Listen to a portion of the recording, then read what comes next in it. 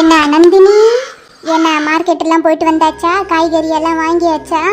என்ன செய்ய, நீங்க 2 பேரும் மட்டும்தான் இவ்வளோ வேலையும் செய்யணும். ஷைலுவையும் நயன்தாராவையும் பாரு, நல்லா பொசுக்கு பொசுக்குன்னு மினுக்கிக்கிட்டு வேலைக்கு ஓடிடுறாளுங்க. இந்த பாருங்க மாமியாரே, அதில் உங்களுக்கு என்ன பிரச்சனை? நாங்கள் குடும்பத்துக்காக ஒத்துமையாக இருக்கோம். அவங்க 2 பேரும் படிச்சிருக்காங்க, வேலைக்கு போகிறாங்க.